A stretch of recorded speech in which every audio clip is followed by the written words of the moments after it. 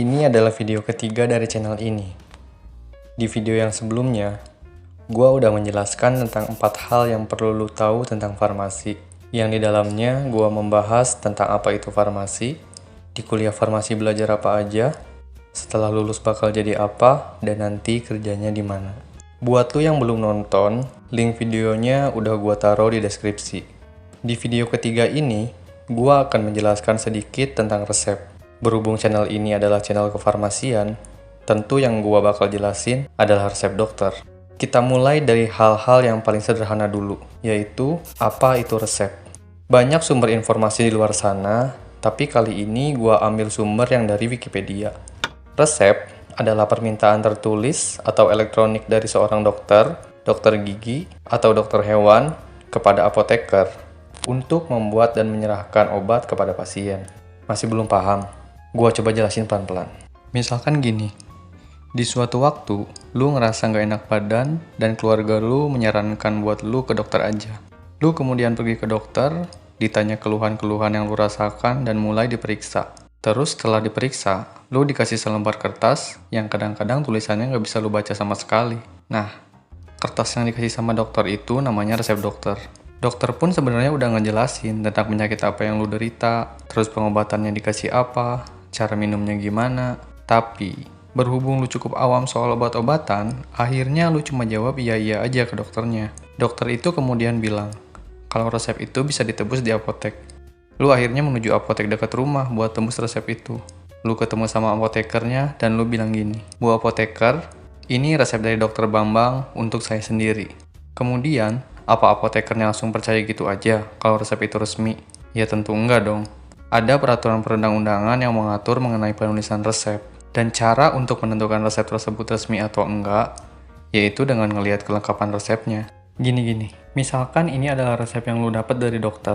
Tanpa lu sadari, di resep itu ada beberapa komponen yang menunjukkan keaslian resep.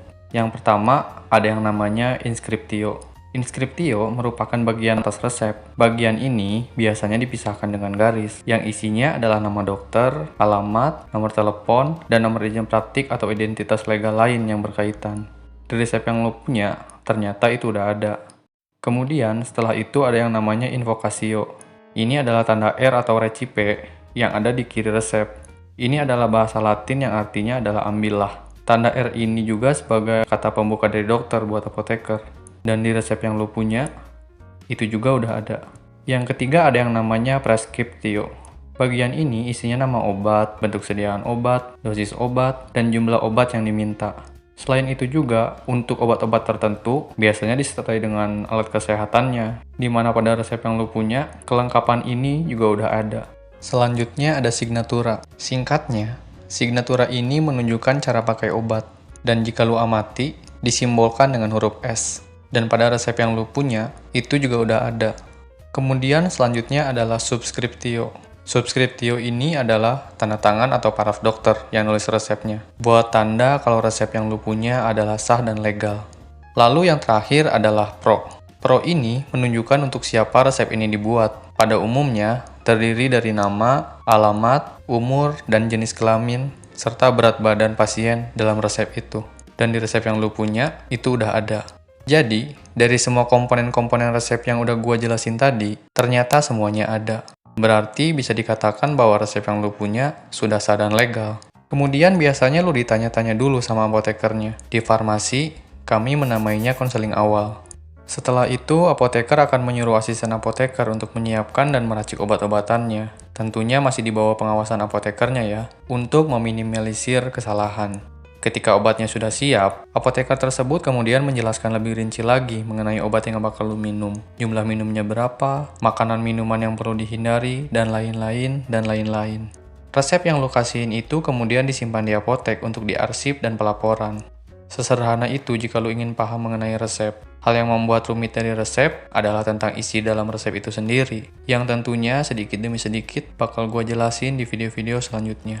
Lu pasti pernah deh ngelihat resep yang tulisannya nggak bisa lu baca. Tapi tenang, tenaga farmasi di apotek itu paham apa obat yang dimaksud. Kalaupun memang sulit dibaca atau rancu, apoteker yang ada di apotek itu pasti telepon dokternya dari data-data di resep yang ada di bagian inskriptio. Untuk orang awam, lu pasti kebingungan mengenai resep, karena bahasa yang digunakan adalah bahasa Latin, bahkan hanya dengan simbol-simbol huruf saja. Jika lu nanya kenapa bahasa Latin, ya karena bahasa Latin bahasanya sudah mati. Mengenai resep, hanya sederhana itu. Lu bisa tanya langsung di komentar kalau lu emang gak paham sama materinya. Lu bisa bagiin video ini ke teman-teman lu yang lainnya. Like jika emang ini bermanfaat, dan dislike aja kalau emang lu gak suka sama videonya. Jangan lupa subscribe juga buat selalu dukung channel ini. Dan ingat, kalau lu bingung tentang farmasi, tenang, ada sarjana farmasi.